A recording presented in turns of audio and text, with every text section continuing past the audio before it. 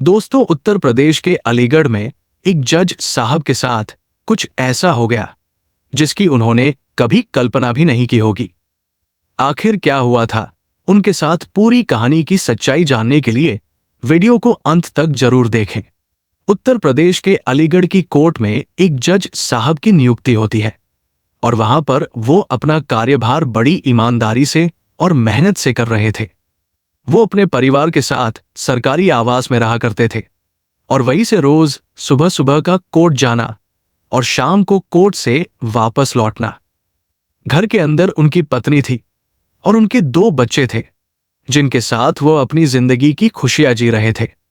तभी एक दिन अचानक से शाम को एक शादी का इनविटेशन जज साहब के यहां पर आता है और उस शादी को अटेंड करने के लिए उन्हें जरूर से जाना था। अब वो शादी के लिए जज साहब की पत्नी जज साहब को बोलती है और बताती है कि आज शाम को शादी में जाना है और आपको जल्दी से वापस लौटना है। जज साहब कहते हैं, ठीक है, अगर ऐसी बात है तो मैं अपना काम करके वापस लौटता हूं। और फिर सभी लोग एक साथ शादी में चलेंगे। बातें तय हो गई थी और बातें तय होने के बाद जज साहब डेली रूटीन की तरह अपनी गाड़ी में बैठते हैं। उनका ड्राइवर गाड़ी चलाता है और गाड़ी को लेकर वो सीधे कोर्ट पर पहुंच जाते हैं। कोर्ट रूम में जाने के बाद दिन भर वो अपना काम करते हैं, केसों पर काम करते हैं और काम करने के बाद धीरे धीरे शाम हो जाती है। अब शाम को समय जब छुट्टी का टाइम होता है तो जज साहब कोर्ट से निकलने के लिए अपने ड्राइवर से कहते हैं और ड्राइवर को गाड़ी लगाने के लिए कहते हैं। जज साहब कोर्ट रूम से बाहर निकलते हैं और आकर गाड़ी में बैठ जाते हैं। जब सब बैठ गए थे और ड्राइवर को गाड़ी चलाने के लिए बोल दिया था तो थोड़ी ही देर में गाड़ी रुक जाती है। अचानक से गाड़ी बंद पड़ जाती है। जज साहब के चेहरे पर घबराहट और चिंता झलकने लगती है। उन्हें समझ में ही नहीं आता कि क्या हुआ। वो ड्राइवर से पूछते हैं, क्या हुआ गाड़ी में और किस वजह से गाड़ी बंद हो गई? ड्राइवर घबराते हुए कहता है, पता नहीं साहब, क्या हुआ। जज साहब की स्थिति और भी तनावपूर्ण हो जाती है क्योंकि समय नहीं था, शादी में भी जाना था। वो कहते हैं, भाई, मुझे जल्दी जाना है और ये गाड़ी जल्द से जल्द ठीक करवाओ या फिर कोई और गाड़ी ले लो और मुझे घर पर छोड़ दो। अब ड्राइवर को मजबूरी में किसी और की गाड़ी मांगनी पड़ती है। वो जल्दी से किसी और से गाड़ी मांगता है। जज साहब के मन में अब एक घबराहट सी थी क्योंकि उन्हें पता था कि इस छोटे से समय में सब कुछ नहीं हो पाएगा। लेकिन क्या करें, घर भी जाना था और शादी भी अटेंड करनी थी। वो जिस गाड़ी में बैठते हैं वो गाड़ी भी दूसरी थी और जज साहब को इस बार कोई पहचानने वाला नहीं था। जज साहब का ध्यान रास्ते में ही जाता है और तभी एक पुलिस नाका पड़ता है। जज साहब की सांसें तेज हो जाती हैं। उन्हें यह एहसास होता है कि अब क्या होगा। वो रोज अपनी निजी गाड़ी में इस रास्ते से गुजरते थे, लेकिन आज कुछ अलग था। पुलिस ने गाड़ी रोक दी और कागज मांगने लगे। जज साहब की मनोदशा में तनाव साफ नजर आ रहा था।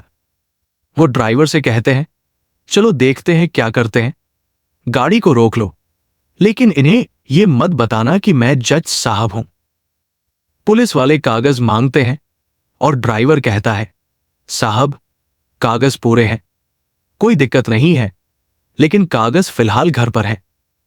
जज साहब की चिंता बढ़ जाती है क्योंकि वो जानते थे कि किसी भी वक्त मामला उलझ सकता था।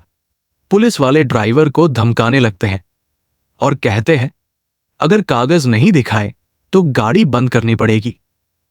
ये सुनकर जज साहब का चेहरा तमतमाया हुआ था, लेकिन उन्होंने कुछ नहीं कहा। वो सोचते हैं, ये जो हो रहा है ये सही नहीं है, लेकिन क्या कर सकते हैं।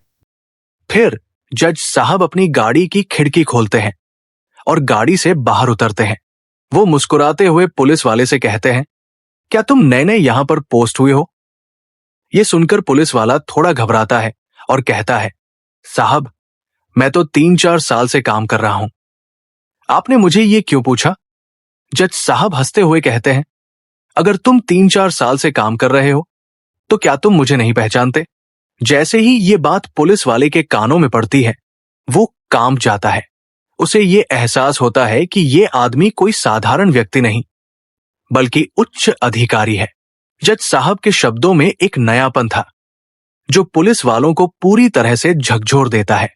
जज साहब मुस्कुराते हुए कहते हैं, मैं यहां का जज हूं और अक्सर इस रास्ते से जाता हूं।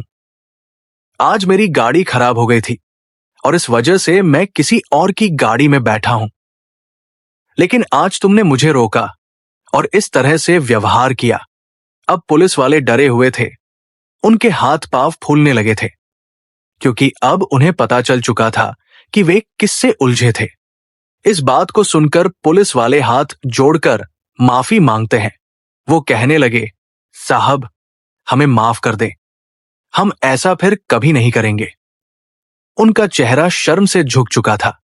जज साहब की आंखों में गुस्सा था, लेकिन उन्होंने कहा, अगर तुम हमसे इस तरह का व्यवहार कर सकते हो तो आम आदमी के साथ तुम क्या करते हो।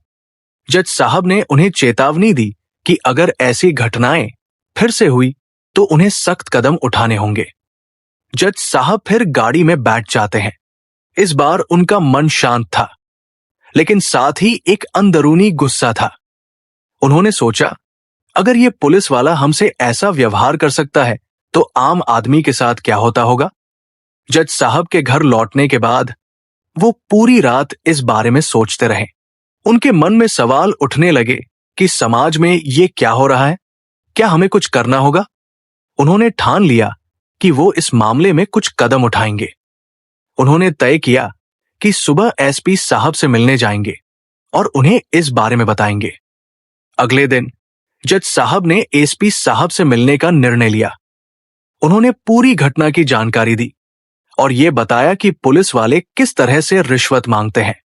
एसपी साहब ने गहरी सांस ली और कहा, जज साहब आप सही कह रहे हैं, हम इस पर कठोर कार्रवाई करेंगे।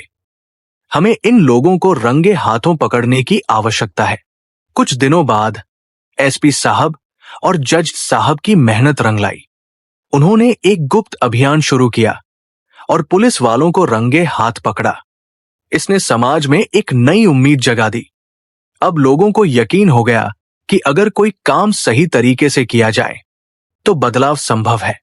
यही कहानी थी जज साहब की, जिन्होंने हमें यह सिखाया कि सही के लिए लड़ना जरूरी है। रिश्वतखोरी और भ्रष्टाचार को खत्म करने के लिए हमें अपनी जिम्मेदारी समझनी होगी।